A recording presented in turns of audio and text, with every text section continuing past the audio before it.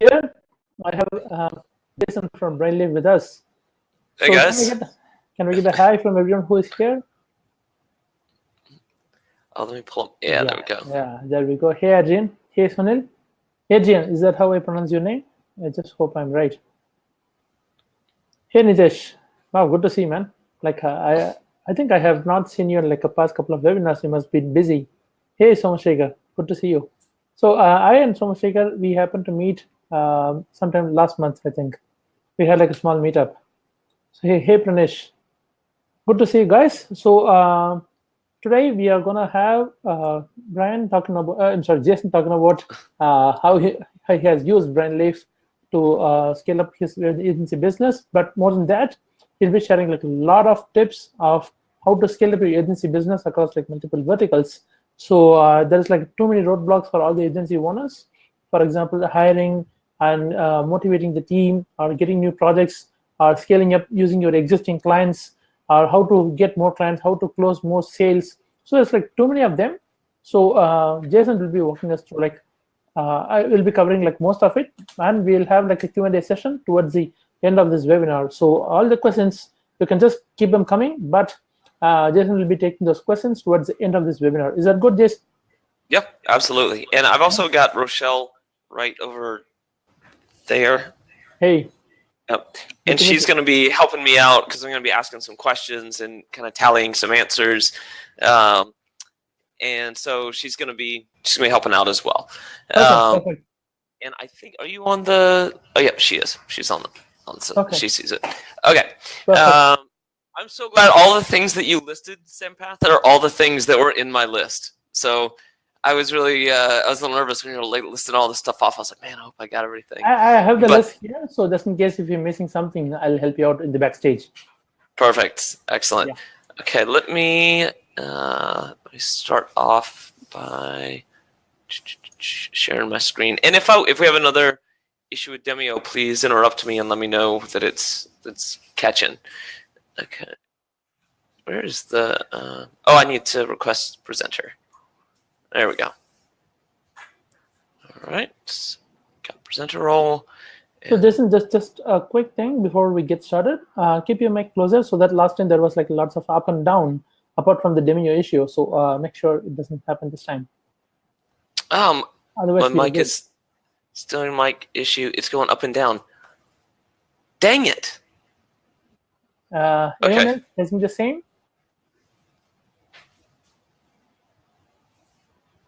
Yeah. I'll tell you what, if okay, cool. It's okay there. Sounds fine. Excellent. All right. If we start running into problems again, let me know. We'll figure it out. All right. So let me do a screen share and let's get started. All right. Just do the screen right in front of me and pull up this guy. There we go. You know what? Hold on one sec. I gotta move my others. I gotta move this over here so I can see what's going on.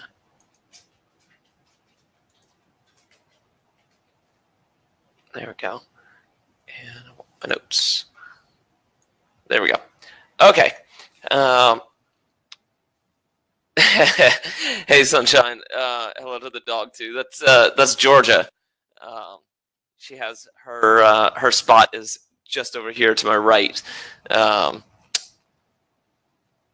and she's always excited to be here. Okay, I'm turning my video off. Can you guys see my screen pretty clearly? Is that looking good? You see the Brainleaf Agency Growth webinar? Perfect. Okay, cool. And my notes again. Let me make sure I got my notes pulled up. There we go. Okay, so today we're going to go through. First off, thank you and welcome. As always, thank you, Sampath. Sampath was telling me before we got started that he's been going through Europe this year. That's awesome, and I so wish that I could meet up with you there. But I'm going to have to come home from Europe before he's going to get there. So anyway, thank you so much, Sampath. I really appreciate you helping bring all these people together so that we can do this. All All right. So first off, a little bit about me. I know that you guys, we went through this a little bit before. I'm just going to cover this super fast for anybody that wasn't here previously. I've been 17 plus years as an agency owner. JH Media Group does a little bit more. It's going to do a little bit more than $1 million in revenue this year. I'm an entrepreneur. I own a number of different businesses. I'm a UX designer, creative director, front-end developer, a really bad back-end developer, and a project manager. And my other companies that are currently ongoing are JH Media Group, Brainleaf, Map Dynamics, and DiagnosticsMarketing.net. I also have a few other businesses, but they're not so much tech-related businesses. So I'm gonna leave those off for now. All right. So any well, before I go there, I'll go back one. Any other questions about me? Anybody want to have anything you guys want to know before I move forward on that? I got a couple people. Nobody's typing. Okay, cool. All right. So today is all about you guys. Like, Brainleaf is cool. That's great. We use it as a tool at JH Media Group. The goal of today is for me to help you grow your business. So I want you guys to start off, take like 30 seconds, and I want you to type out what you do, how long you've been doing this, what do you want to get from this webinar. I've already asked these questions from the Brainleaf Engage Facebook group, and I think as well on the SaaS Mantra page. But I'd really like for you guys to, like, really what I want to know, the number one thing is what kind of business do you guys own? Because I want to make sure that I tailor my answers to your questions and to your business types. Because I have a dev shop, I have a digital agency, I've got an outsourcing, I've done an outsourcing company before. I have a lot of experience in agency work, and I can tailor this to you. So please let me know. Looking, I'm seeing nobody's typing. There we go. Okay. Sunil, an attention shop, year and a half, scaling up, selling land in Transylvania, a digital web design agency, Florida, digital marketing agency since years. Okay. Gonna give you guys like 10 more seconds to post these in. See what else we get. Okay, so Rochelle's going to pay attention to that, and we're going to move on forward from there. Mobile app agency, cool. So right now we've got web design, mobile app, real estate digital, Facebook, and an attention shop, which I assume, Sunil, is like a branding company. Is that right, Sunil? And I got SEO from Gene. All right, cool. I'm going to move on from here. This is consulting mobile. 2 years of expertise. Help the customers online. Okay, cool. Thank you. That's what I needed to know. If you haven't entered your stuff, just keep on entering it, and I will take a look as it pops up. Okay, so today we're going to break up our time into sales, operations, and Q&A because everybody... people have asked when I posted it on Facebook ahead of time. A lot of people asked about sales, and then there was a bunch of operations questions, and then I figured I'd just leave it open for Q&A. So what I'm going to do in this whole webinar is I'm going to go through all the stuff I can tell you right off in sales and operations, and right before Q&A, I'm going to give you guys my top things, like the secret sauce to how I run my agency. It pulls together the sales, the operations, the management, all those things. So it's important to have the background. And I hope that when I get to that end point, you'll be able to say, oh, okay, I see how you're doing it. So that's what we've got. And I'm going to try to keep this a little shorter than last time. The last time we had, I don't know, I kind of felt like I was rambling. All right, so here we go. And then let's see, we've got a couple of people posted in 10 years. Oh yeah, Sunshine, you've been doing this forever. 10 years is awesome. All right, let's keep moving. All right, things we're generally going to cover today. These are the kinds of things that I'm going to be answering questions on and kind of talking about throughout this process. not going to go into any one of these in detail right now. We're going to cover all of this in just a minute.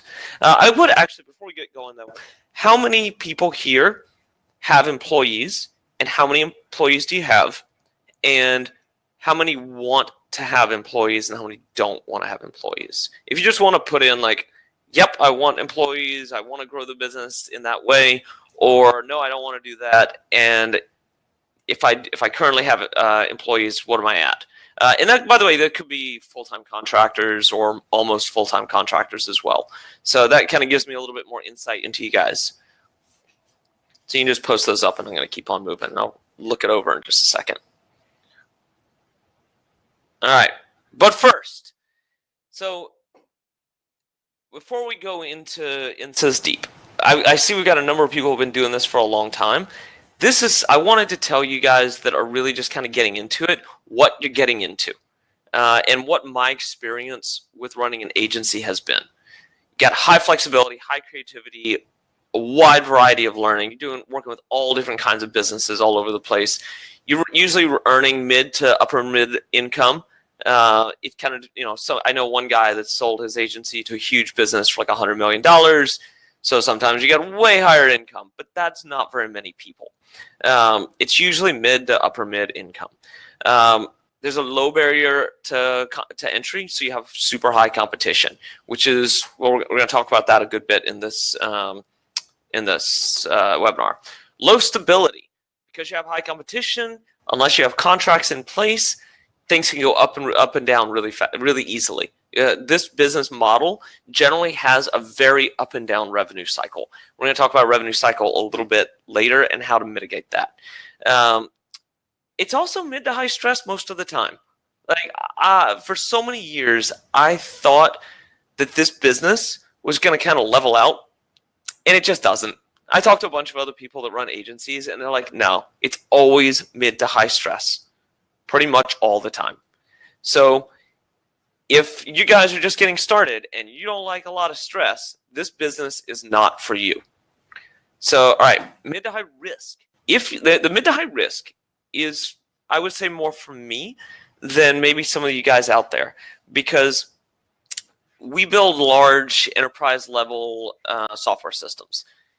And if you mess up, if you mess up $1,000 project, okay, cool. I know some of you guys, $1,000 US in your part of the world might be worth a lot more than it is here in this part of the world. But for me, if we mess up $1,000 project, it's not that big a deal for us. But if we mess up a $500,000 project, we're going to court and we're probably going to lose. And so we cannot mess it up.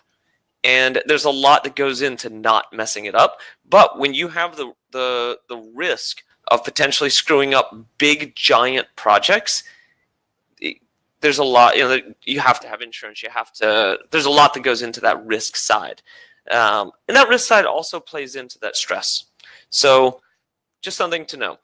Something else next, you'll almost always work more than 40 hours a week. It just is. I know a few guys that been doing this for a long time, and they actually don't work 40 hours a week.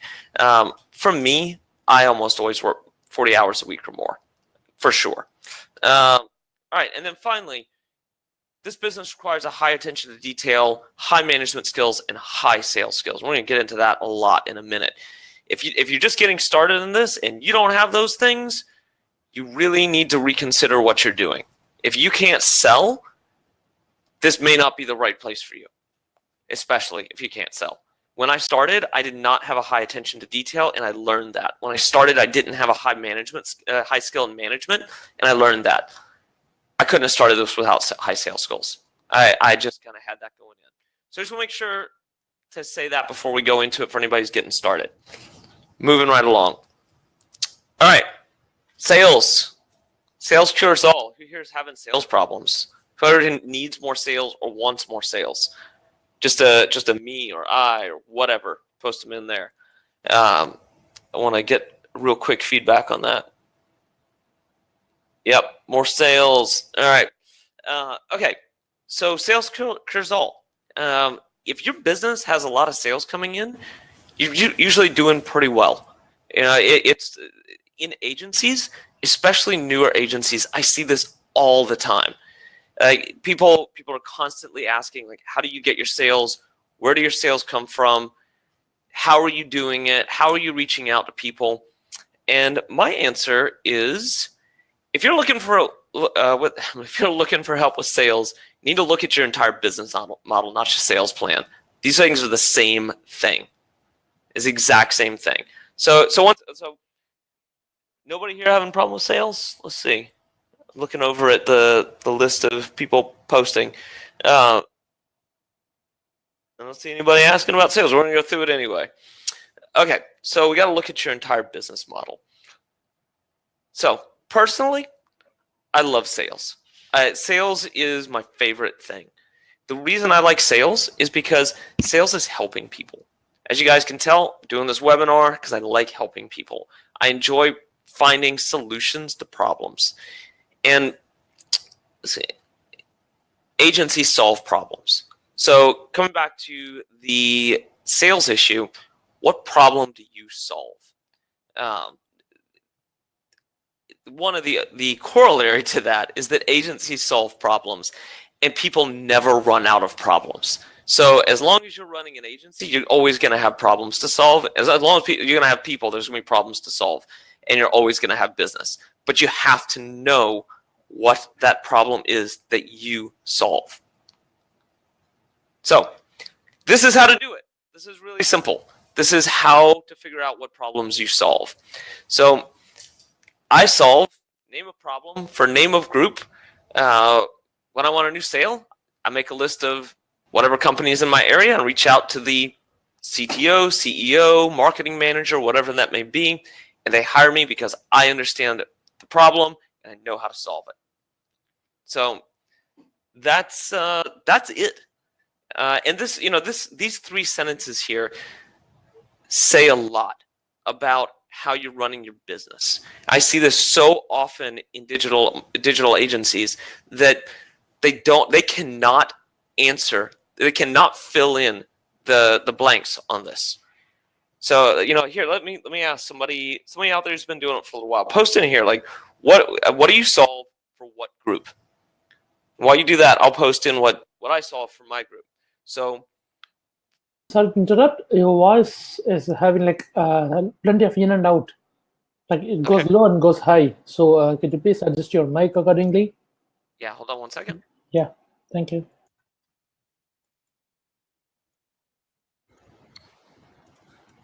We'll see if that fixes it.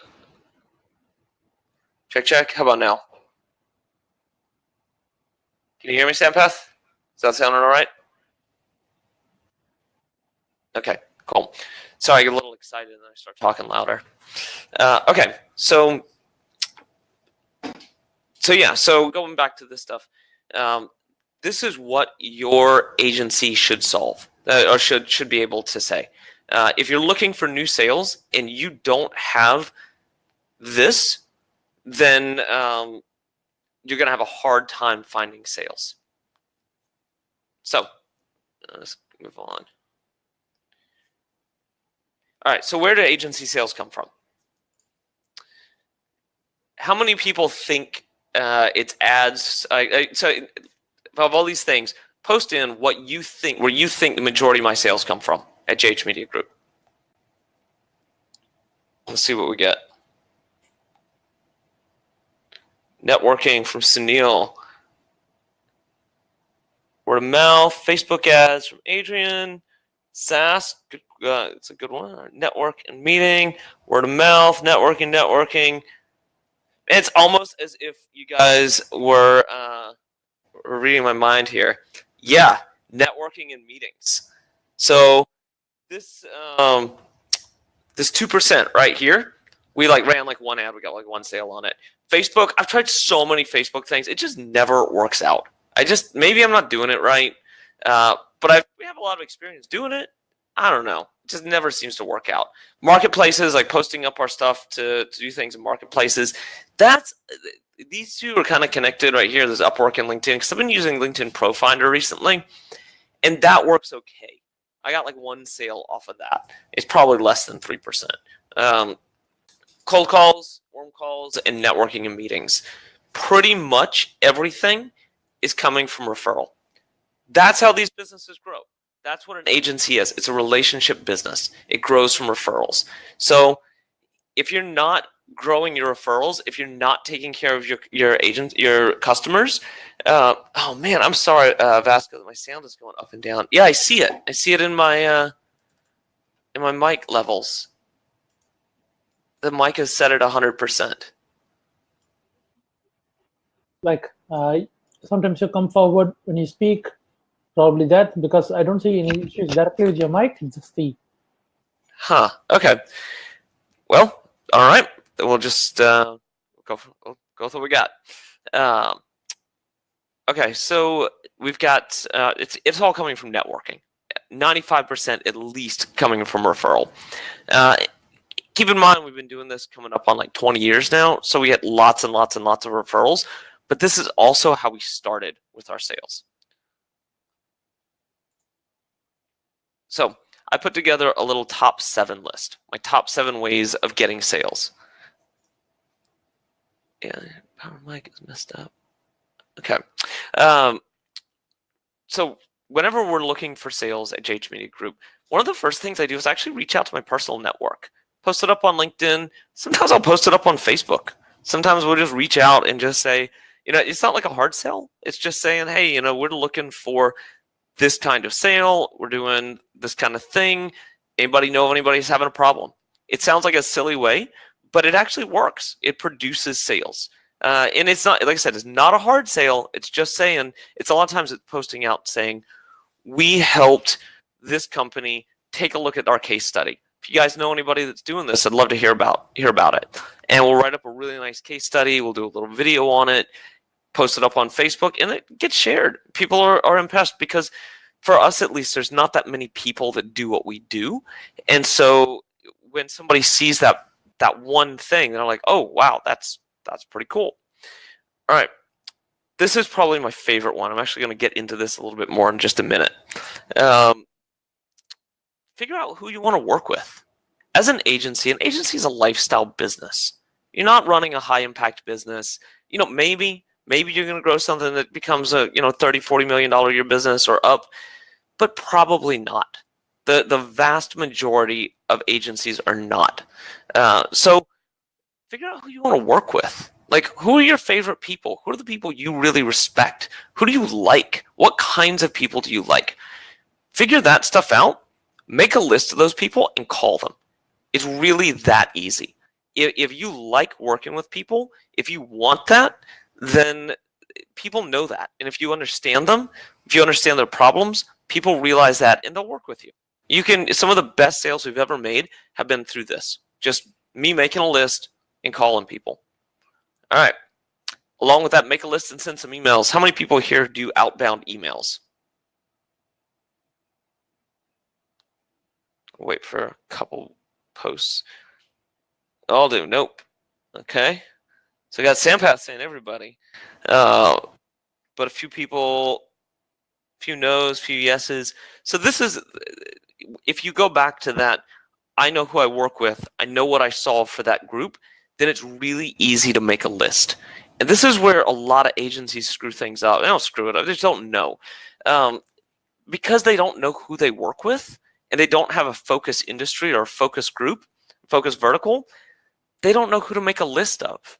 And this was something that I struggled with for years because, it's one of those things where you're kind of doing business with everyone. You don't want to cut people out, but at the same time, you need to focus. And what I would say to anybody asking about that is that you can focus and still take on whatever sales come into you.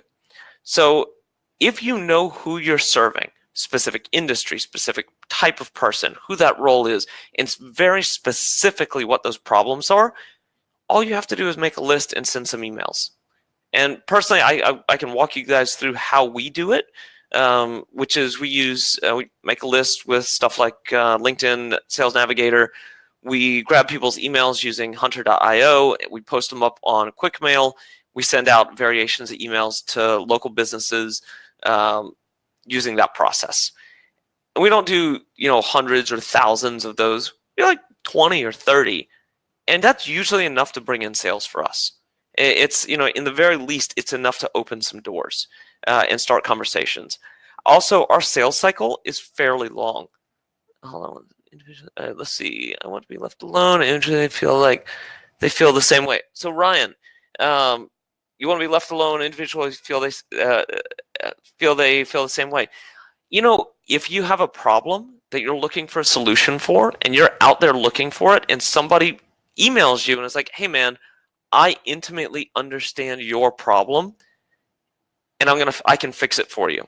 And if you've got a budget and you don't have time to do it, there's a good chance you're going to hire that guy to do it. That's what those emails are for. It's not always, you're not like spamming people. In fact, we generally send 4 emails to somebody and then that's it. And we never reach out again. 4 emails and then, emails wise, we send 4. But then we'll also call them and connect with them via social media. But if they're having that problem right then, you're not spamming them. You're trying to help them solve a problem. And if you're sincere in what you're doing, then people are usually pretty happy about that. They're looking for a solution. Let's see, Dan, do you automate the emails? Yeah, I've used quickmail.io and Woodpecker, I think it's .io as well, to automate our emails. It plugs into your Gmail account. One recommendation on that: get a sending domain. Don't use your main domain. So if you're going to do that, then you're going to send from like say jhmediagroup.com is connected to Gmail, right? Use we use jhmediagroup.co to send. We're never spamming people, but every now and then we get marked as spam. So if we use that .co, then we don't end up getting our main domain blacklisted. Important note for anybody wanting to do that. Yeah, a burner domain, exactly, Douglas. All right, and let's see. Chance for the door. I need to go over if I want to be successful in sales. So yeah, Ryan. So Ryan, you're absolutely right. So this is just the intro. The email doesn't close the sale at all whatsoever. It just opens the door. I can't think of any time we've ever closed a sale by email only. In fact, maybe once, maybe in 20 years, but no, it's just the first door, open the door. And how many do you send? How many you send to prospects? I usually send 4 emails, sometimes 5, sometimes 3, usually 4. And that's going to be like an easy opener. So, hey, how's it going? Know you're having this problem. Let me help you with it. Hey, just want to see if my email got lost in the shuffle. Number 3 is usually our case study, because by the 3rd email, they're actually looking at you and paying attention to you. And the 4th email is just, hey, thanks so much. Not going to bug you anymore. Appreciate your time. Have a great day. We get about 50% of our responses from that 4th email, because the first email they don't pay attention to, the 2nd email they don't pay attention to, the 3rd email now they got their attention and they look at your case study, and the 4th email is basically the call to action. It's like, hey, I'm not talking to you anymore, so you better talk to me, and that usually gets their attention. Robert,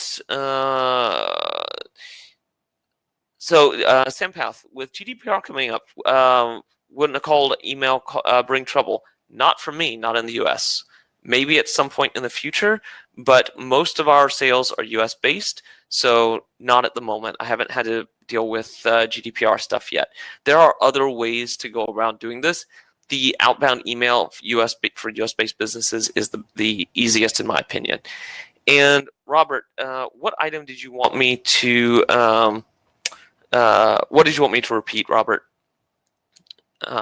Post that and I'll answer Gene's question. The emails, the 4. Okay. First email is very short, simple. Welcome. Hey, usually we personalize it a whole bunch. So it's like, hey, we work with this kind of business. We understand your problems, and we can help you with it. That's generally what it says. The second one is just the follow-up email. The third one is the case study email saying, hey, here's how we help somebody you probably know with this exact same problem you're probably having. And then the 4th email is just, thanks so much for your time. Appreciate you looking at our emails. Done. One other thing that we do with this that's actually really nice is we use Lucky Orange, which is like Hotjar. You can see the client's, the user's mouse movements through the site. I think that Lucky Orange is a better deal than Hotjar. We use Lucky Orange. And what we do is when we run the campaign, we watch our users' movements coming in. So we can see the person when they come in and track their IP address, figure out where they are, then figure out where what email was sent to someone in that location. So we pretty well know this, John in Seattle got this email like a second ago, and then somebody from Seattle came in from an email and is looking around our site. So we can see what they're looking at. And if somebody is sitting there reading something for long enough, and this is why we don't send out 100 or 1,000 emails at once. We send out like 20 because we want to see where people are, what they're doing. And when somebody gets that email, if they sit there and they read some of our stuff for a while, we just call them. We just call them directly. We usually have their phone number. So they'll be sitting there reading our email, interested in what we're doing, and we just call them. And that makes a big impression because they're like, oh, I'm reading your stuff right now. And we're like, perfect. That's great. How can we help you? So make a list and send some emails. And let me make sure I didn't miss anything in the list over here. Good point. I think this is one of the most sessions. GDPR doesn't depend on it's out of the U.S. because customers may not be from the U.S. So all we're sending to is U.S.-based people. We double check this. The list we send out to, we're not creating a gigantic list and then emailing people we don't know. We have researched these people before we send these emails out to them. We know where they're located. We know what kind of business they run. We know who they are. We know what their role is. We know all about them before we send it. It's not. I feel like this is a big mistake a lot of agencies make in trying to send emails. A lot of businesses make.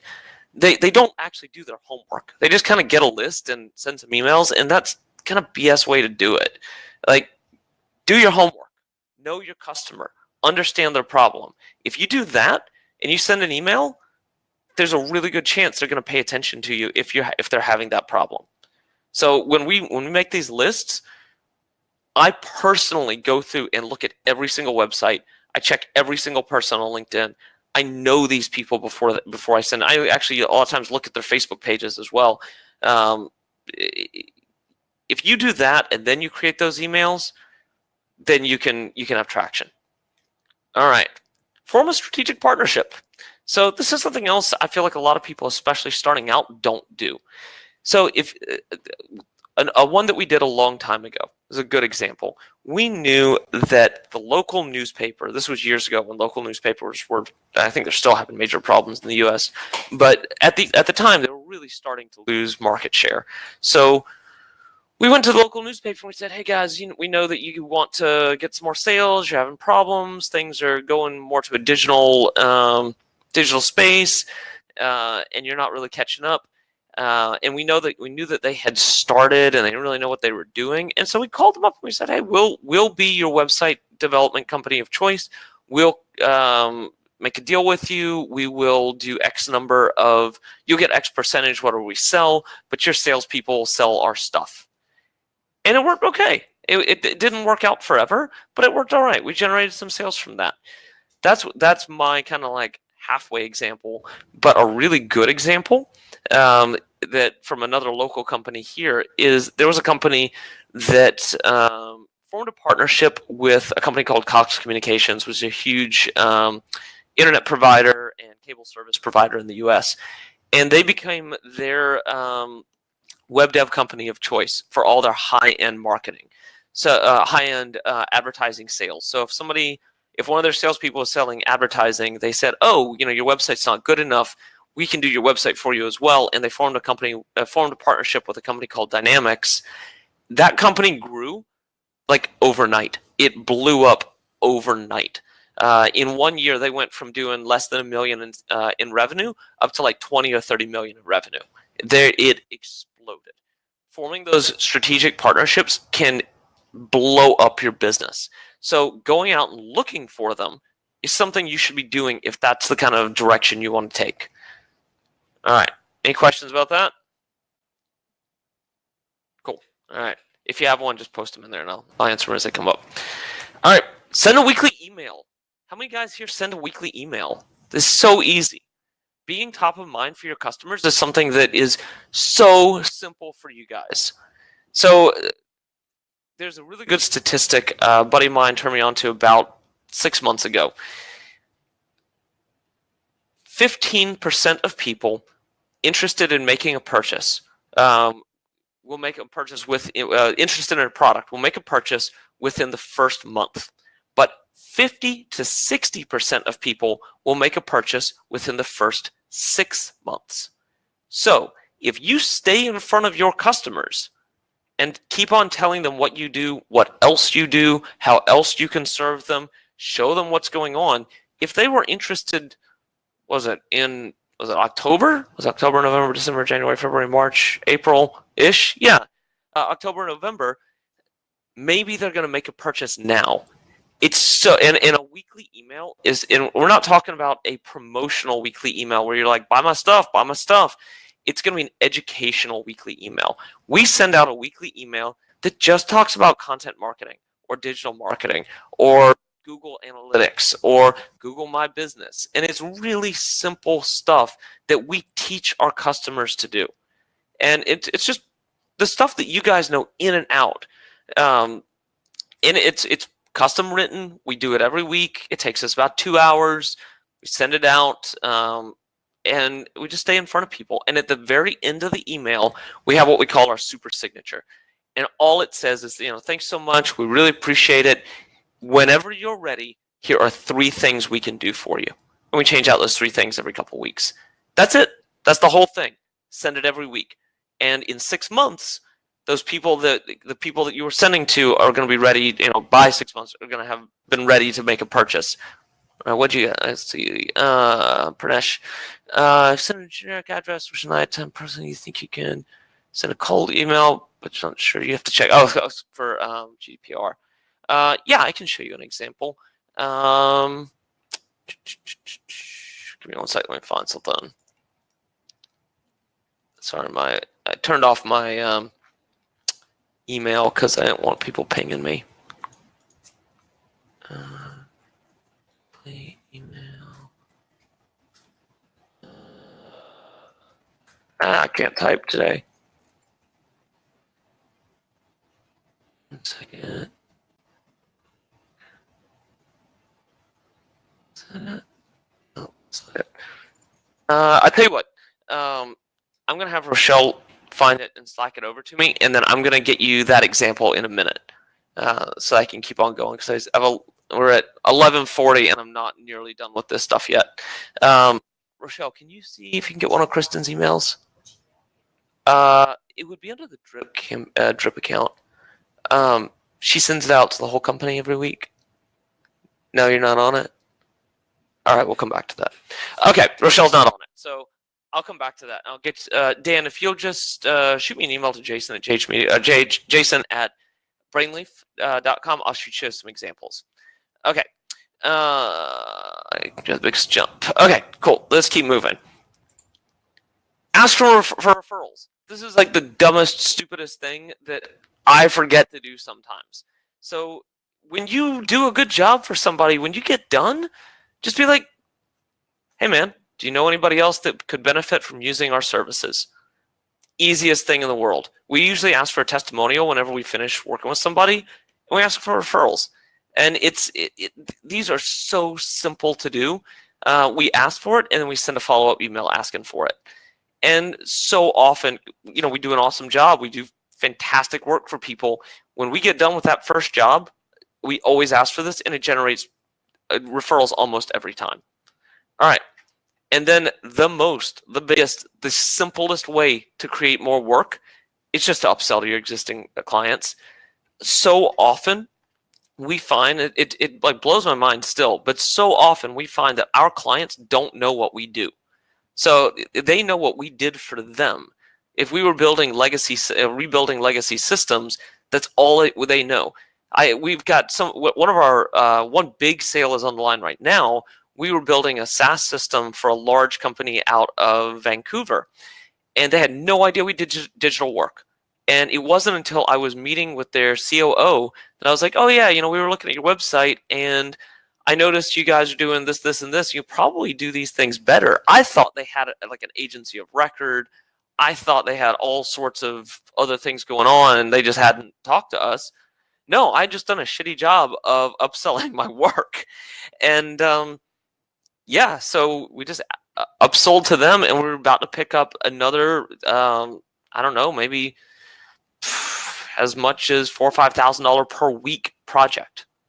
So yeah, I mean, upselling to your clients is the way to go. Is by far the easiest way, and that, by the way, has to do with that weekly email.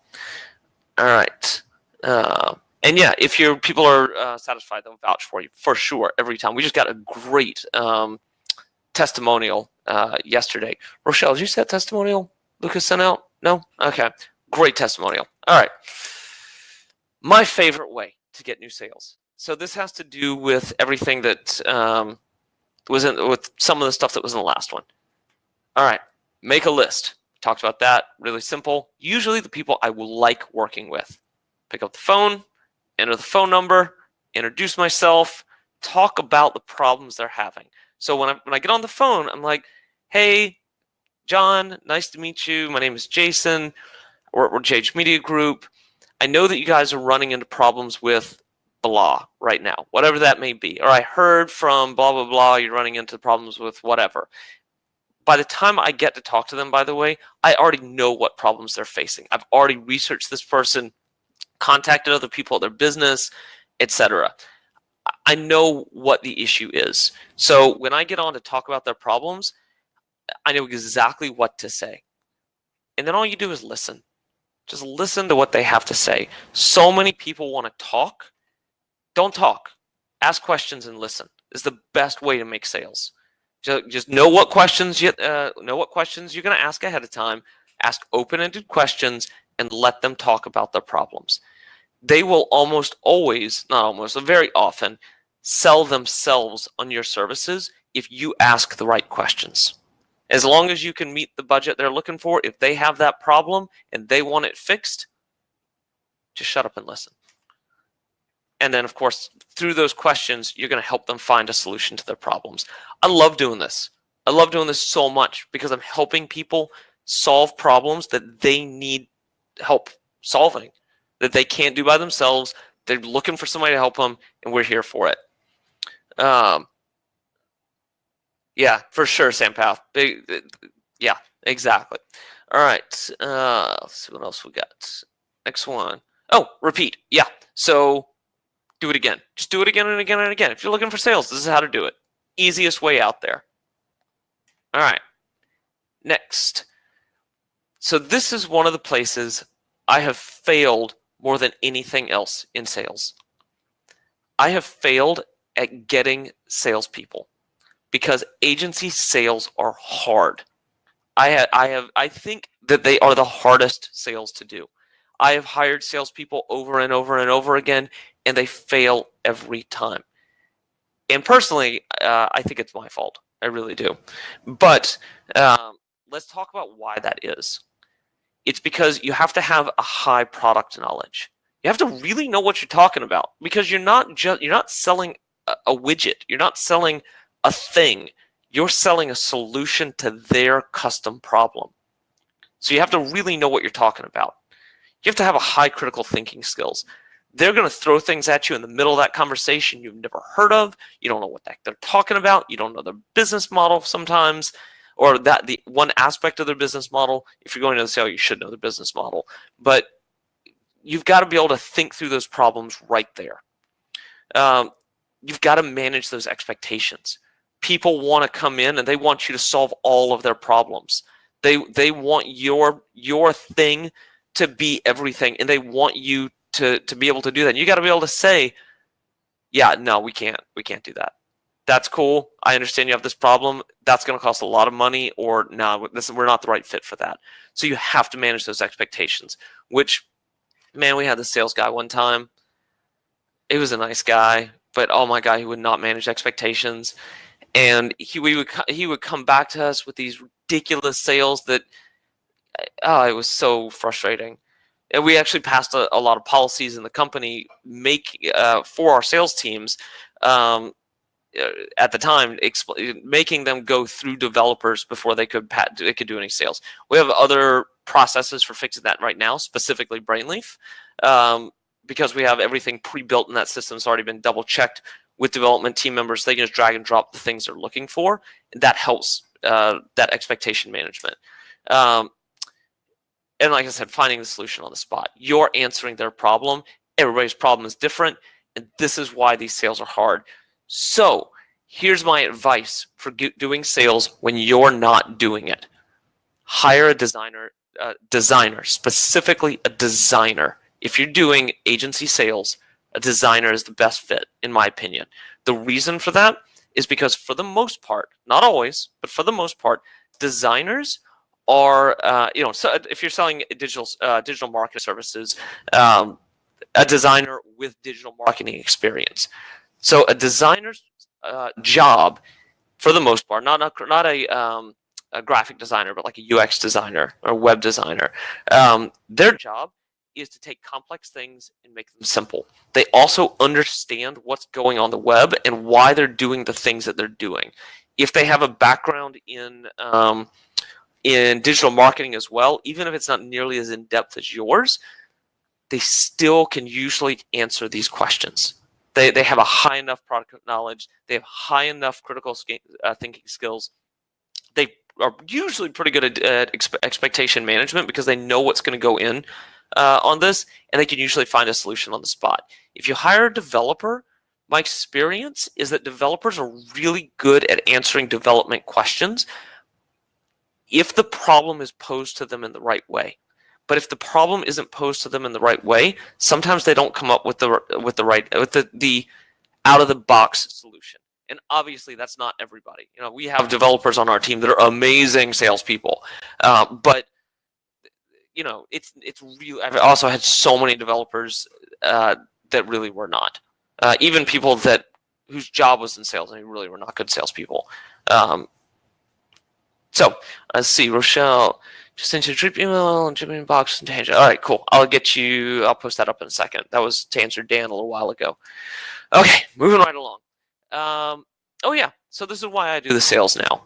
You pretty much have to be the guy doing the work to sell it. That's like if you're doing big sales, if you're doing sales that are bringing in $100,000, that's fine. You can be the guy.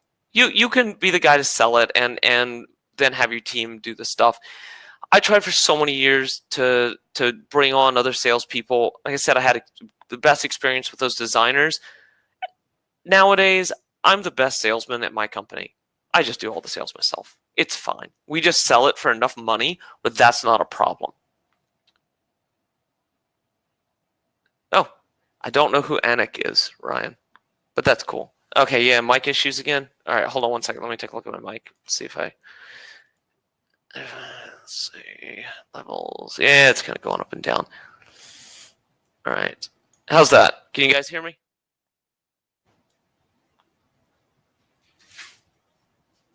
Yeah, you hear me okay? Okay, cool. All right, let's moving right along. Okay, this is probably the best thing I can give you guys. Oh, I see my mic it's moving all over now. What? It's so frustrating.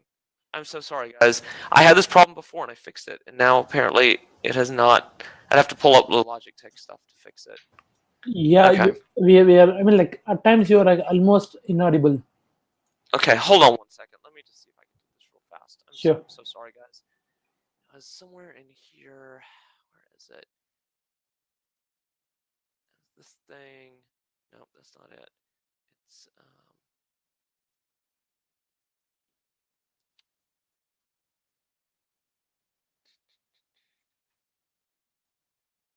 there's one of these buttons here that we had like the don't change my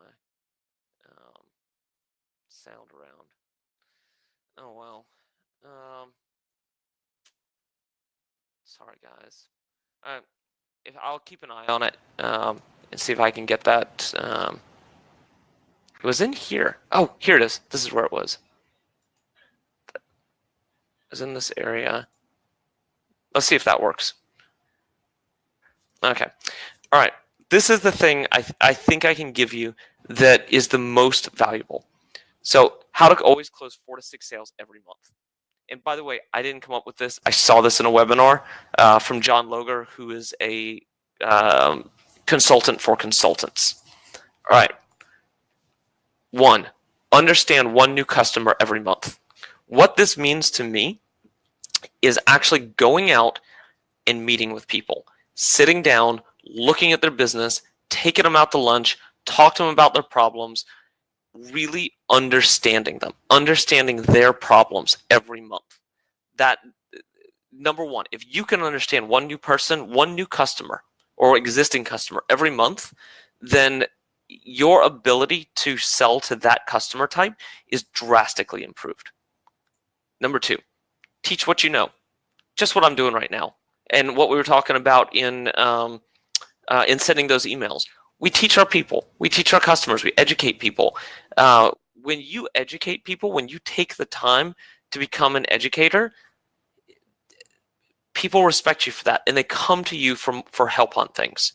So teach what you know. That can be once a month writing a blog article, a really good blog article about whatever, something you're good at. That can be sending out a weekly email about 1 little tip about whatever. That can be posting on SaaS Mantra some insight that you gained, or a blog article you wrote that helps people understand things better.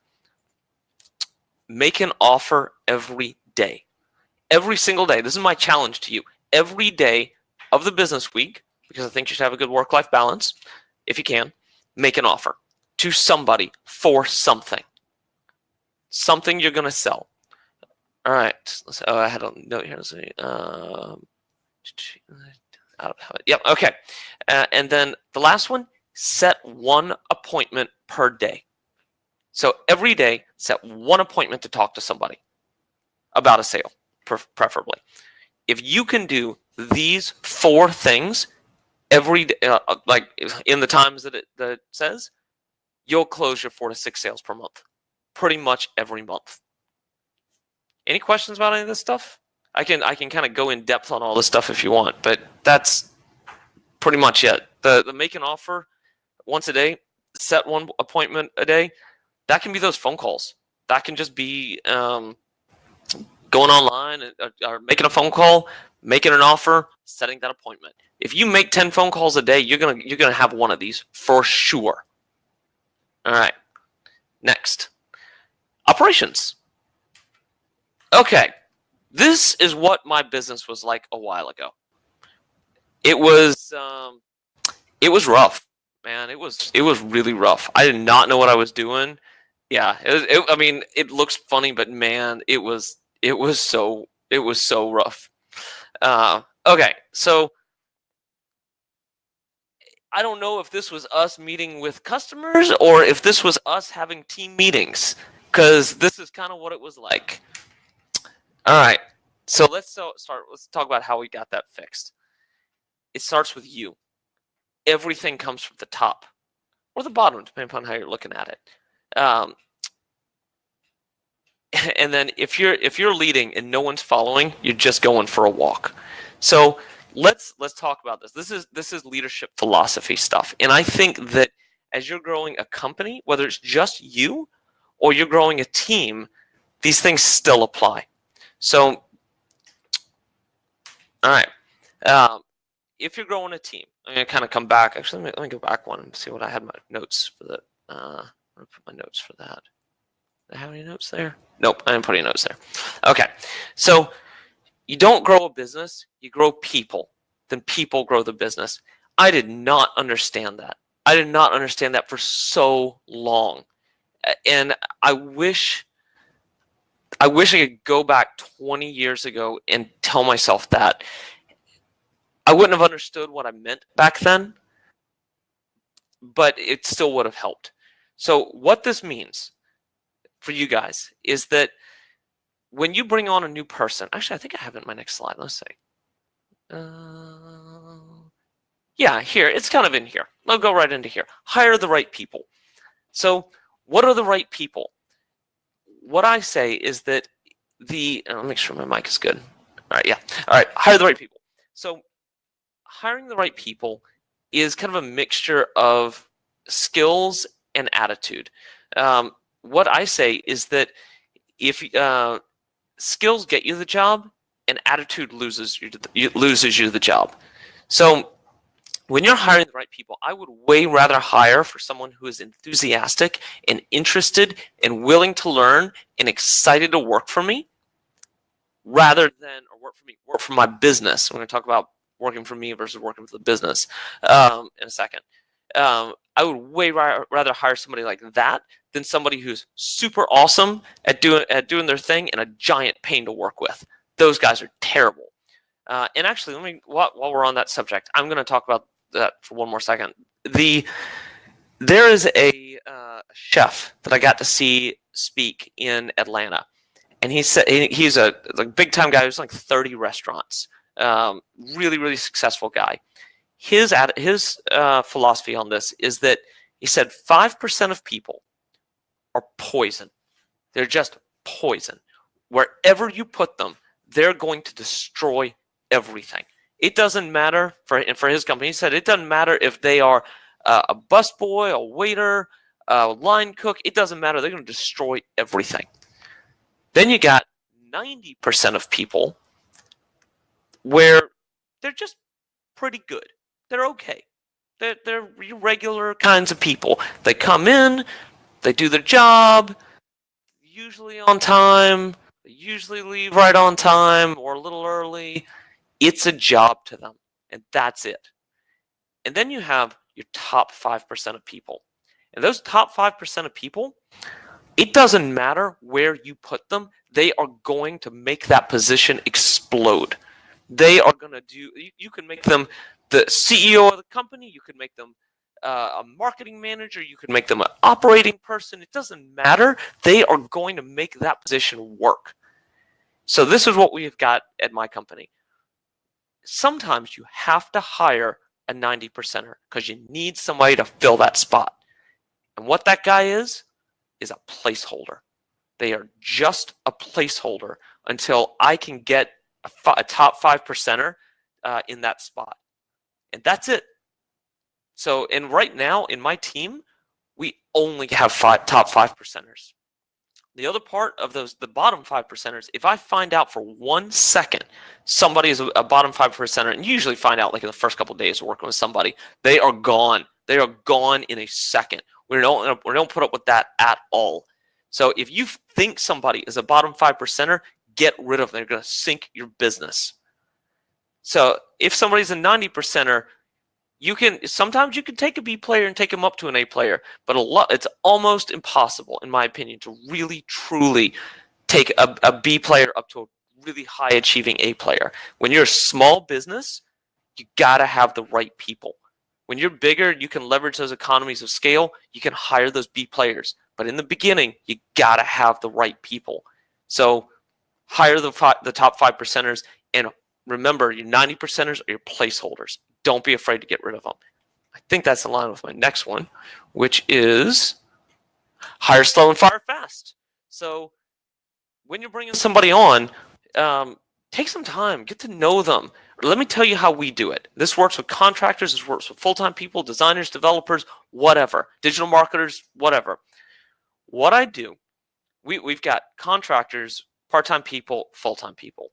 When I need a new position filled, we hardly ever hire a full-time person right away. We hire a contractor, and we basically work with them. We give them one small project, and we see if we like working with them. If they do a good job, we give them a slightly bigger project. Keep on working with them. We work with that person until they become indispensable, until we're like, it is more valuable for us to hire you full-time than it is to keep you as a contractor. And this is our slow hiring process. You like, sometimes you can't do that. Sometimes sometimes you just got to hire somebody. Sometimes you need the spot filled. In which case you have to do things different. But that's my process, and it works really well. And fire fast. What I mean, even sometimes when you hire slow, you rarely have to fire fast, but sometimes it happens. What that means is if someone's working for you for a couple weeks and you realize this isn't the right person, do the right thing for them, not just for you.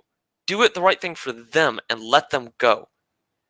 It's be the right, be better for your company, for yourself, and for that person, and let them go, because they can go and find something that is good for them.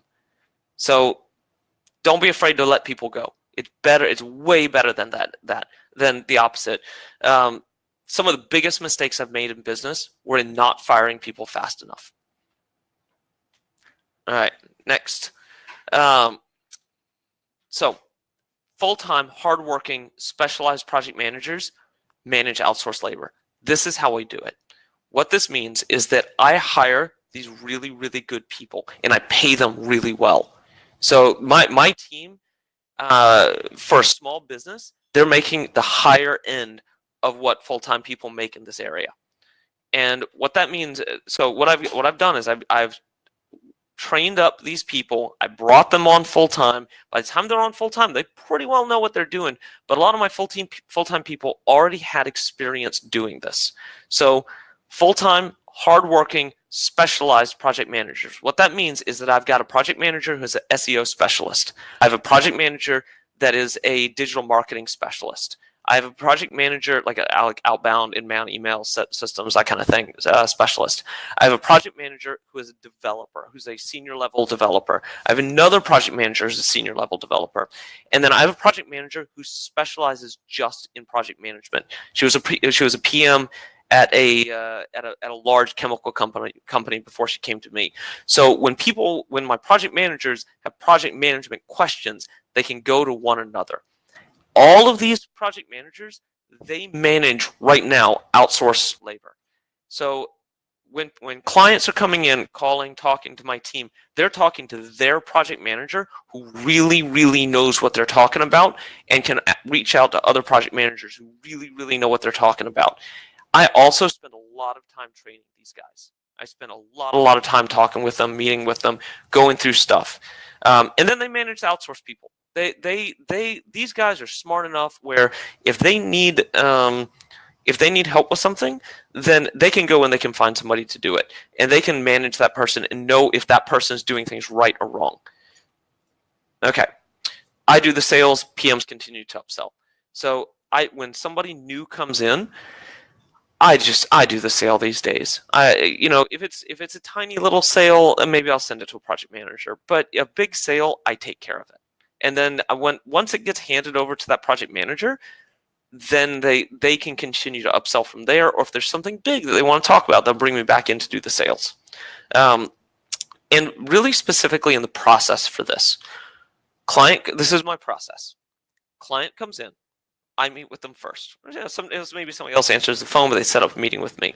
Do about an hour-long call with them, determine if it's a good sale. Very often it's not, and I just, actually that first call that comes in, whoever's answering the phone determines if it's a good sale. Like right off the bat, we have some qualifications, like, what's your budget, how big is your business, that kind of thing. If it's less than like a $5,000 sale, really, if it's less than $10,000 sale, I'm not interested in talking to them. My project managers can handle that. I might come in to help them close it, but we aim to do $36,000 sales and up. If the lifetime value of a customer is not over about $100,000, we're really not that interested in the sale. We just can't make any money doing it. So anyway, the we got a qualifier, then I do the sale, I meet with them for a little bit, we determine if it's good, then I call in that project manager who's a specialist in their area and in whatever they're needing, or those multiple project managers, and I have them help me scope that project. This way they're knowledgeable about what's going on before the client comes to them. So they kind of help me scope it out. We send out, if it's just an estimate, there's different ways we do this based on if it's digital marketing or if it is a development sale, and then we just send out like a contract where it's like, here's the thing, let us know if you want to get started, and then I follow up with them. All right, PMs are responsible for their revenue and spend. So my project managers, they're looking at how much money they have coming in and how much money they have going out, and I hold them accountable to that. If things are taking too long, they're getting a call from me about what's going on with this sale, what's going on with this client, why are we not collecting money? Your project is not profitable. What the heck is going on? And let's see if we can figure out how to fix this. This way you don't have to do it all the time. All right. If your people fail, is your fault. You hired the wrong people, or you didn't train them, or you didn't give them what they needed. Like, this is true, I'd say, like 99% of the time. If it's failing, this is your problem. So the corollary is that people make mistakes. It's cool. It's cool if people make mistakes. That's totally fine. A mistake is a mistake. A failure is like a catastrophic failure. That's your fault. And you have to. And one of the things about that corollary is that I make more mistakes than anybody at this company, and my mistakes count for a lot more. So when people make small mistakes, I accept they made a mistake. I have hired the right people to do the right jobs. Sometimes people just screw up, and that's fine. But if people are failing, it's my fault. Let's see. Let's keep going. All right. Always be fair. When you're managing people, you have to be strict and you have to be fair. This is something that when I first got started and we saw that fighting scene at the very beginning, didn't understand that. Everyone's treated equally and everything is fair within your business. All right. And then this is one of my favorite and the most important ones. Work for your people and align their goals with the business goals. The corollary to that is when people's personal goals are no longer aligned with your business goals, it's time for them to leave. So let me tell you how I do this. First off, work for your people. If I come in every single day and I look at my people and I ask myself, how can I help you get to your personal goal in life? Whether that is a mom who wants to spend more time with her children, it's a guy who wants to make a lot of money, who has higher income aspirations, whether it's somebody, a digital marketer that wants, or a developer that wants to travel the world.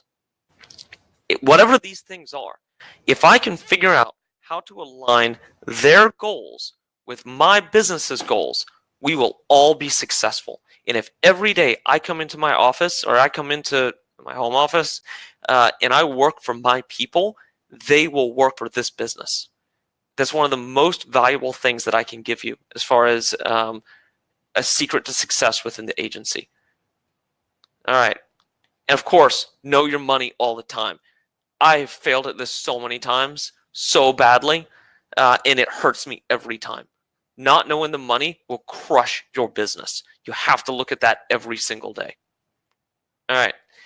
And if you don't inspect, you can't expect. You got to know what's going on. I pulled up, got this guy. You can kind of see all of my projects in here, what's going on.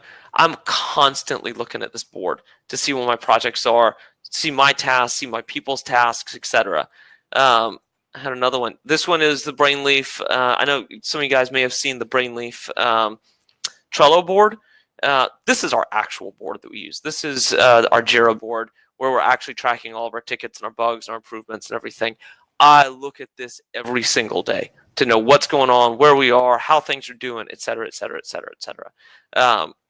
So you've got to keep on top of it. I feel like this is the place where so many people really mess up because they don't know what's going on.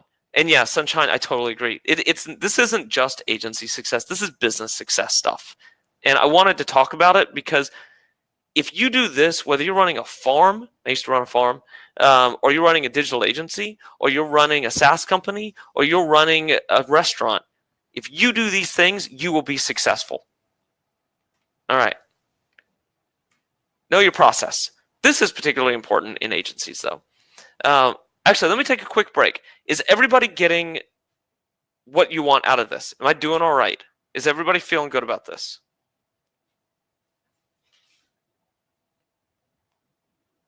Cool. Excellent. Awesome. Thank you. All right, just want to make sure that I'm answering everybody's questions here. All right. Within an agency, you've got to know your processes. This is something. This is so critical to growing your business. So SOPs, flows, education, meetings. Let's talk about SOPs. SOP is standard operating procedure. This is an example SOP for how to manage an ongoing project in Brainleaf. This was written by Kristen, who is awesome at writing SOPs. So you can see this explains exactly how to do stuff in Brainleaf. This is within my Tangent Solutions SOPs project file. We walk through how to do this piece by piece by piece by piece. This is how you train your people. When you have a process, if you write it down and you explain it, you take people through a step-by-step process, the next time you have somebody coming in to do something, you can just give them this and say, hey, do it like this. And then it's easy.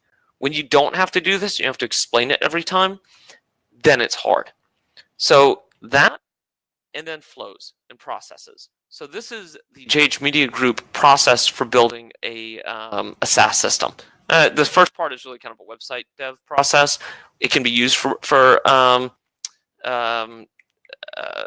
other systems as well, but then you also have continuous integration, continuous marketing analysis, project success, etc. When you're going in to meet with a client or you have employees, everybody needs to know what's going on. And having these kinds of flows helps you tremendously in your sale and within your organization. Having those SOPs is the only way that you as the business owner can scale your business and step out. All right. I could do an entire hour on just SOPs alone. So if you have questions about that, we can come back and talk about it later. Education's a meeting. These are kind of in the same realm. I'm kind of going fast I'm running short on time, and I want to get to some Q&A, so I'm just going to keep moving. We looked at that.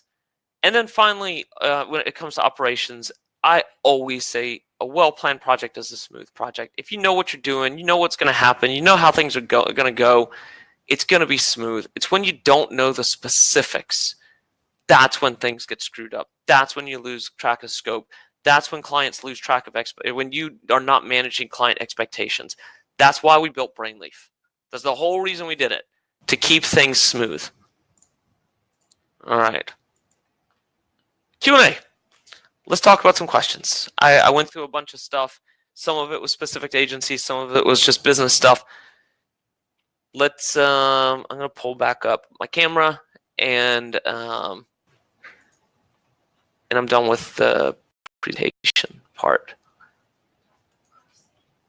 There you go. Rochelle, you're on video, so you know. Okay. Questions? Yes. What do you guys got? That is like really, really fantastic, Jason. Thank you so much. I mean, like, I'm sure like a lot of us, including me, we have learned like a lot of things out of that. So we have a face. Yes, we do. That's cool. So yeah, I mean, like, bring on all your questions now. So Jason is like ready and pumped up to answer the questions. I mean, like, if you ask me to come up with questions, I don't have any because the presentation was like very detailed. So the only question I have is, when are you sharing that PPT with me? I'll send it over to you. I'll send it over. Let me see. I think I can just share. I'll tell you what. Let's. If nobody has questions, I can also go into some of those details. Let me see if I can get. Low expectations. Cool. Thank you. Awesome. Yes. I'm sorry. I'm just reading the everybody's responses. Yeah, maybe the dog. Yes. Yeah. Yeah, I'll share the doc with everybody. Here, let me answer Dan's question first. Let me get you guys. Oops, not that one. Give me a sec. Let me get you guys that email real quick. How we do our weekly email.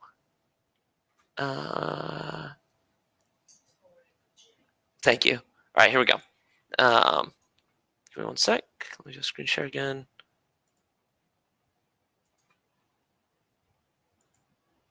Okay.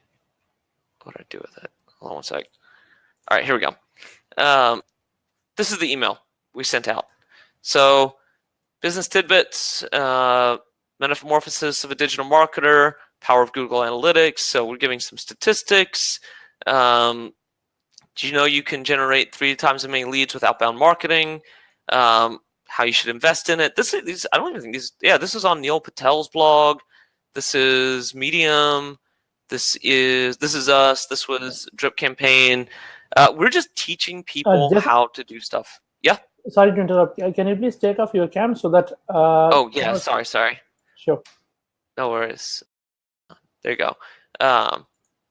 Here you go. Can you all see this?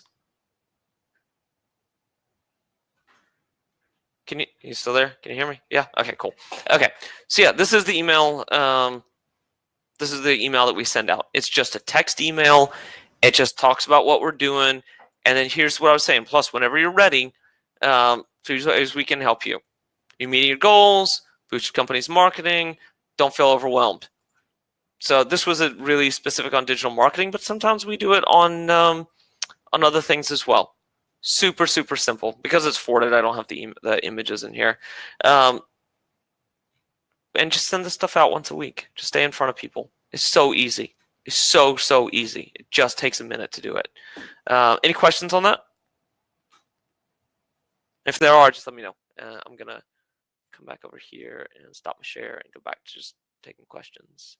Stop sharing and turn back on the video. All right.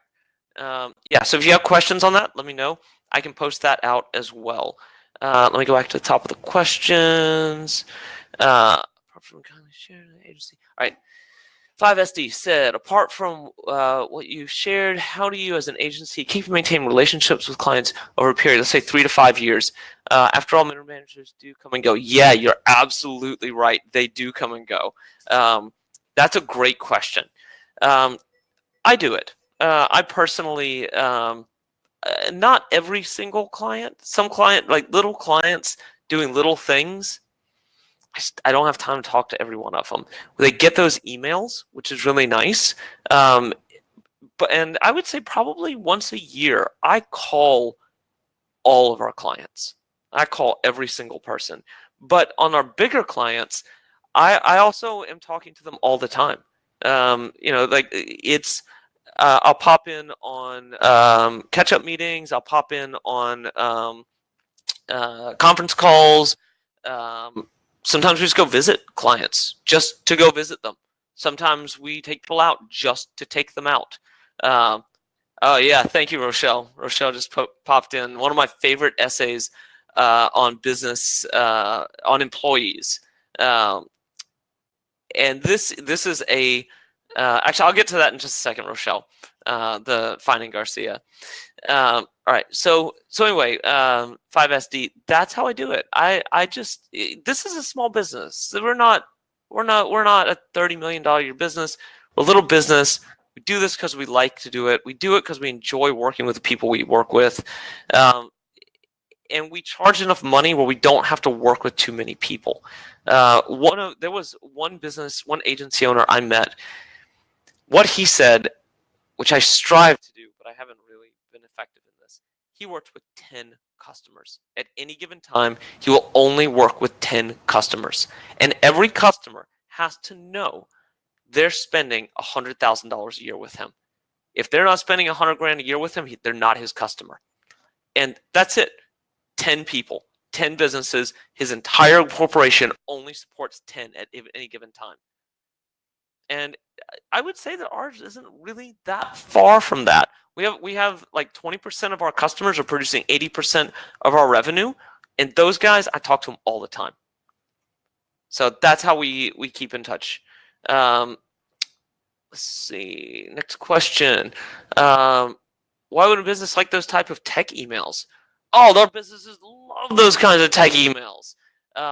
So yeah, because we're working with people that want to grow their businesses.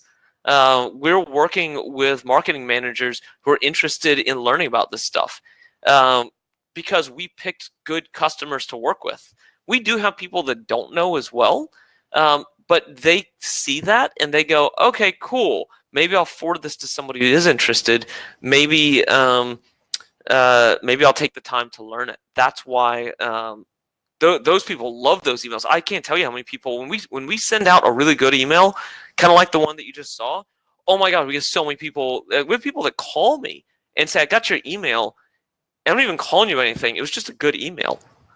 So just to thank me for sending that stuff. I don't write them and I don't send them, but they call me to thank me. So yeah, man, they love that stuff. The coffee shop owner especially. They want a restaurant owner. Actually, was one of the guys that called me recently because some of the stuff we have to do, but a lot of the stuff they can do it themselves. They don't need us for that.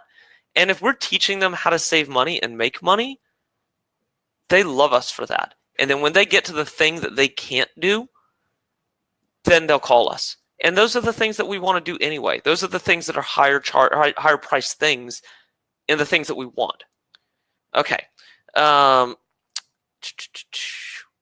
go with a message to Garcia. I posted this somewhere else as well. Message to Garcia was written in like the late 1800s, early 1900s, and it talks about employees. And the long and short of the Message to Garcia story is that I don't know how true or false this is, but I think Roosevelt, some president needed a message delivered to a guerrilla group somewhere in Cuba. And he talked to a general, and the general said, I know the guy to deliver the message. And Roosevelt handed the guy the thing and said, give this to Garcia. And the guy didn't ask Roosevelt anything. He figured out, who is this guy? What does he want? How should I get it to him? Where is the guy? All sorts of stuff. He basically took this message all the way down to Cuba, landed in the middle of the night on a boat, traversed hostile territory, delivered it to the guerrilla leader, got picked up on the other side of the island. What he's saying, what the essay basically says, is that that's the kind of employee that you want to have. The kind of person that's not going to ask you. I mean, they should ask you the important questions. Like I said, it was written a long time ago. It's not completely applicable to the business environment today, but I highly recommend everybody reading it. It talks about the kind of people that you want working with you. And at the end of the day, you want people like you. You want the person that says, I understand the task and I will take care of it. That's at the end of the day what you're looking for. So thanks for sharing that, Rochelle. And then we got a message from Vasco Pareto, never fails. Yeah, exactly. Any other questions? Any other things? I think we were going to talk about some specifics of. We can talk about specifics outbound. We can talk about specifics of how to make those phone calls and what to say. We can talk about specifics of how we're managing things, about project process. Excuse me.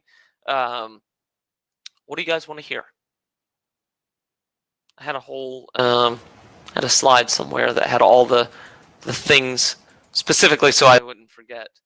Let's see what I did with it.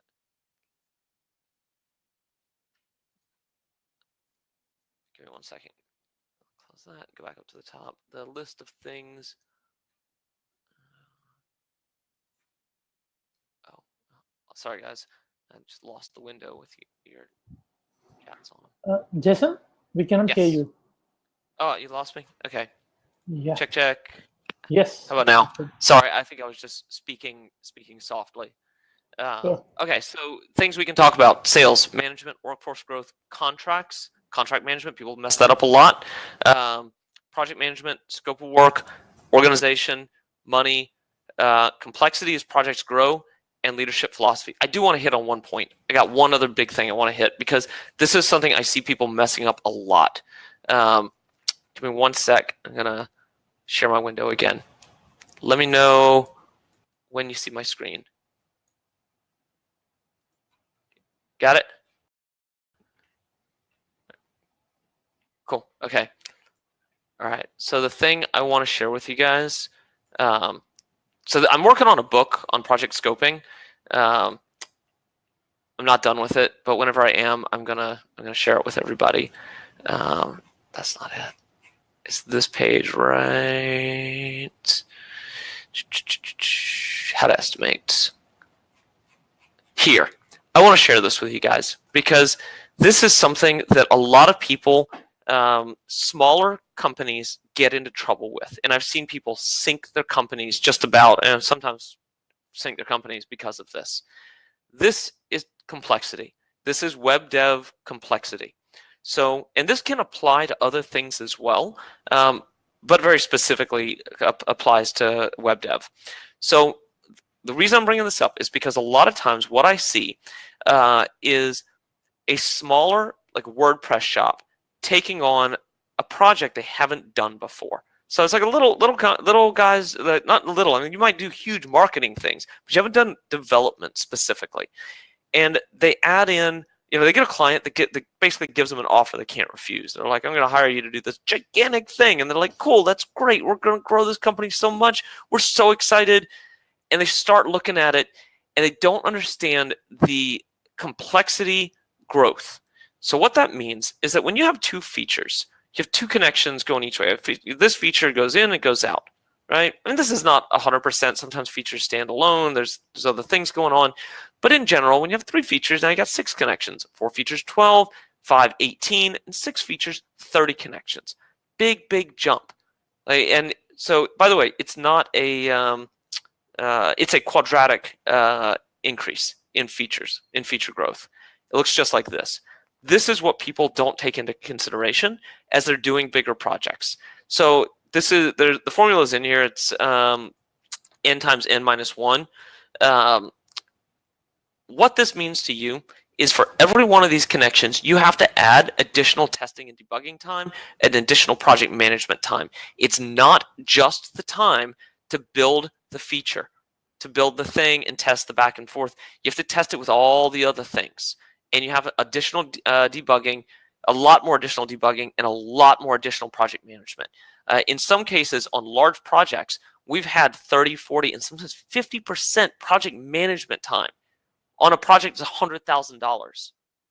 So people vastly underestimate how much project management time. When I say project management, by the way, that's the project manager managing the project, like dealing with the developers and designers, but that's also the project manager or the team meeting with the client, the team meeting inside of itself, like going over stuff internally, etc.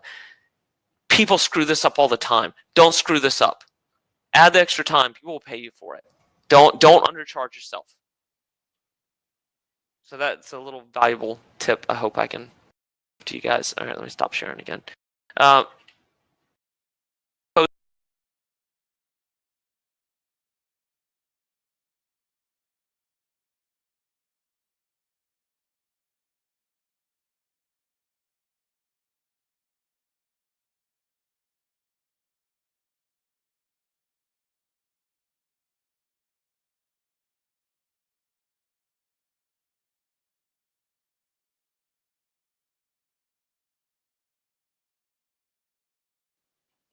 Jason, we lost you. I think your screen frozen.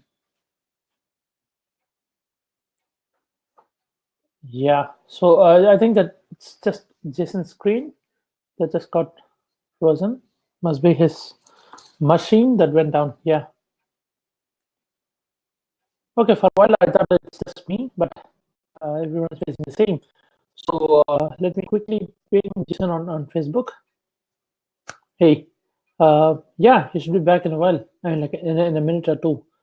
So meanwhile, I'm curious. Like, I hope we all having like good session here, and you guys are getting like a lot of value. I mean, like I surely did.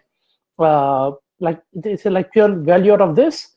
So meanwhile, 2 quick things I want to share. I want to ask you. One, is there any question that we left out? Something that we failed to address? I'll be sharing this replay in the group, so feel free to take that lead. And I mean, like if you're gonna come up with like more questions later on, feel free to use the thread to shoot up more questions, and either me or Jason will be answering that.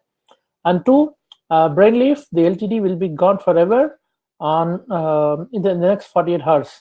It's never coming back, and Jason has clearly mentioned that he never wants to run any kind of LTD or like not even a discount anymore. So this will be the one and only one he wants to run.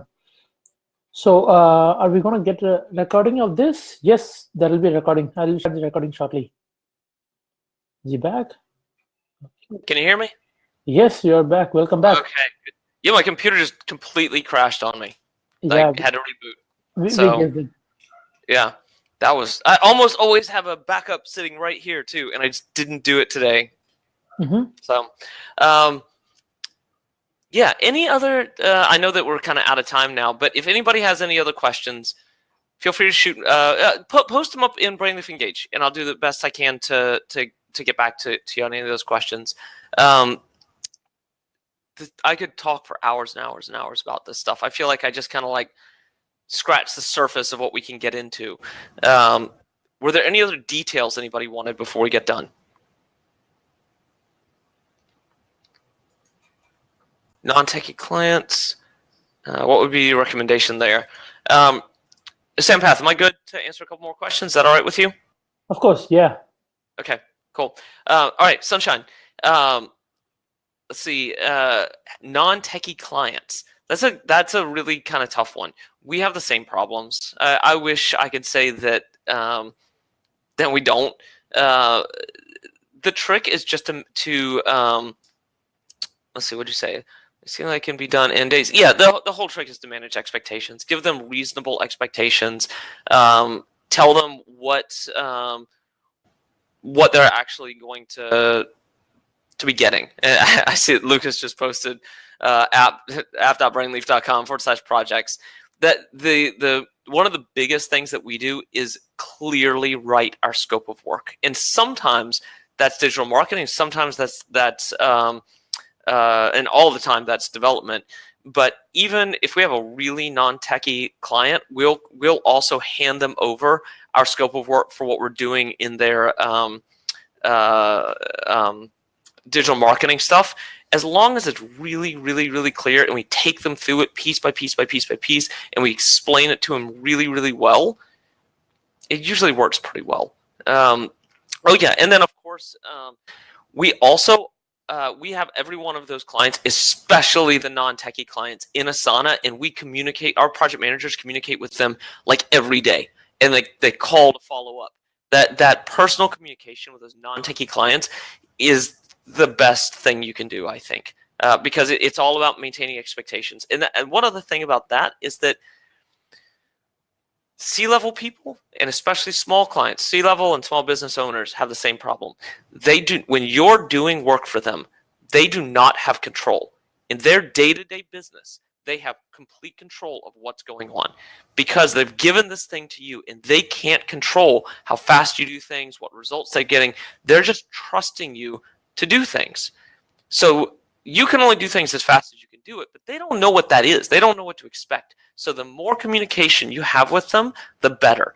When we have a problem with a client, if a client is having an issue specifically like a non-techie client, we have one right now that's happening, we go from doing a once-a-week check-in to a 3-time-a-week check-in that's just a 5-minute phone call. We call in, hey, we did this stuff. We're here at this place. We did these things. Here's the stuff. All this stuff's already in Asana. I just want to make sure you know what's going on. It really is a 5 to 15 minute, depending upon how much they want to talk. And then we also do the big check-in. That makes all the difference in the world. All right. So, yeah, and I agree, Sunshine, not everybody gets it. Pick better clients. Yeah. All right. So, next question. Mantra. Yeah. Among all your services within an agency, which are the one you consider as process intensive, most value added for your agency to take up? The most process intensive by far for us is enterprise dev work, to a factor of 10. It takes so much time. But it's also it's the most valuable service we offer because very few other companies can really do it and do a good job at it. It takes years and years and years of experience to know where you're going to screw things up, to know how not to screw things up. but it's also because of the complexity of those systems where you're implementing mission critical systems that maintain an entire large organization into a 24/7 operation, worldwide operation. Oh my God, it's like so much work, but they pay really well for it. Was one of the reasons we do that. So yeah, so that's what we do. That's, like I said, 80% of my revenue. Let's see. In Sunshine, I said I like to send it to do it weekly and show them the Jira board. Now just try Brainleaf and every day too. So all right, let's talk about that real quick. What we do is we scope it in Brainleaf. We take them through it piece by piece in Brainleaf. We help them understand it in Brainleaf. We take all the stuff and we move it to Asana so that they can see the progress as we're moving through the system. If it's a dev project and we're working with developers, then we do it in Jira. We have a few specific companies that are large companies. We work with their dev teams, their PMs or devs. We just work in Jira for that. Everybody else goes to Asana. Even if we're managing our developers in Jira, we still manage the client in Asana. And this way they can see stuff back and forth all the time. And I think that the Asana is prettier. It's easier. Yeah. Let me make sure I'm answering your question. Do it weekly. So when we make scope changes, we go back, we change the scope of work, and we send it to them in Jira. And we say, hey, we changed the scope of work like you asked us. Here's the new price. Here's the new time. Here's the new deadline for this thing to get done. And we have them sign it off in Jira again. Not in Jira, in Brainleaf again. That takes care of that. That makes it easy. And this way, if they ever come back and they're like, what about this thing? Then you can be like, nope, you signed off on it. And that's one of the most critical, simple, easy things to do to keep everybody on track. Okay, so let's see. Do business. Okay, enterprise stuff. Yes, too intensive client. Sunshine, there is compliance stuff, but sometimes there's not compliance stuff. You work in manufacturing, there's not that much compliance stuff.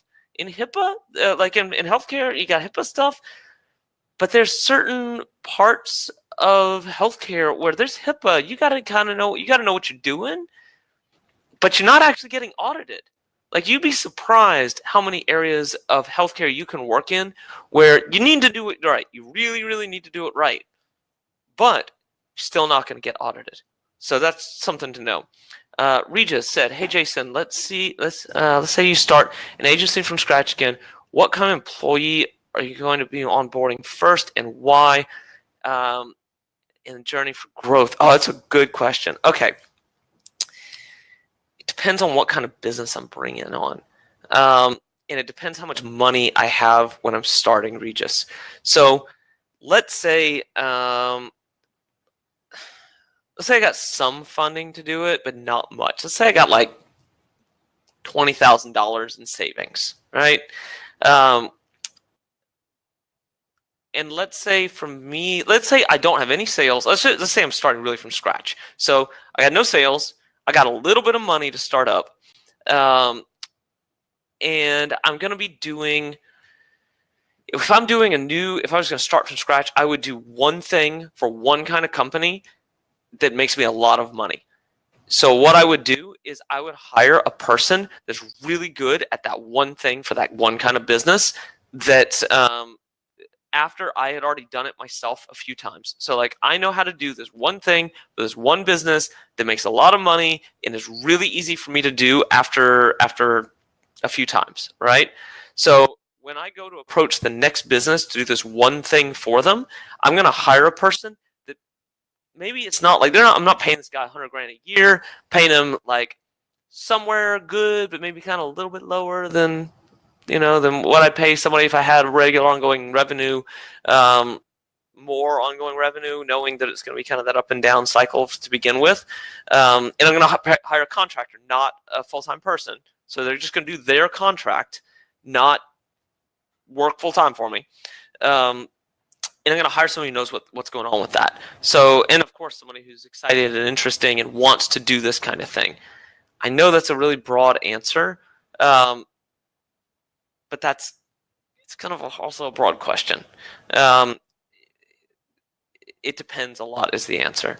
Okay. Brainleaf. All right. So Sunshine said. By the way, Regis, if you want to go more into that question and ask some other questions on it, like specify it more, I can answer your specific question. If you want to tell me where you are and what you're doing, I can tell you what I think. So do you get sign off and accept? All right. So Sunshine said that. Regis, Sunshine, like it. All right. Cool. Any other questions? I know we're like at an hour and a half and 3/4 right now, so I'm sure that a lot of people have dropped off. Any other big questions y'all want to ask? And if not, then Sampath, I'm good to wrap.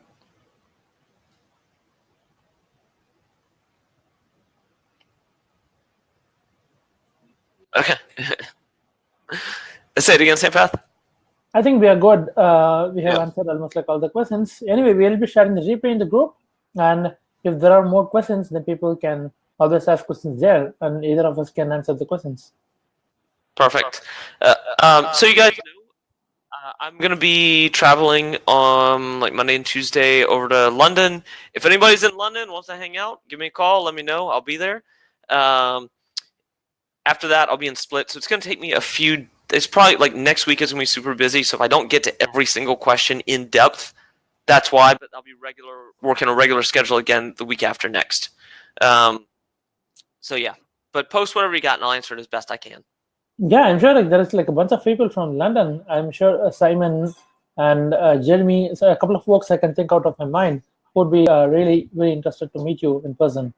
So yeah, I mean, like I'll just make a post in the group as well. So or feel free to make a post, and I'm sure like there'll be a lot of people from the fam would be happy to catch up with you. Perfect. And Vasco, I almost went to Lisbon this trip. I almost stayed in Lisbon. Didn't make it this time. Yeah. Okay. Next time. Yeah. There's always next time. There's always next time. Yeah. So yeah, I mean, like we all would love to have you in India. So any plans? Perfect.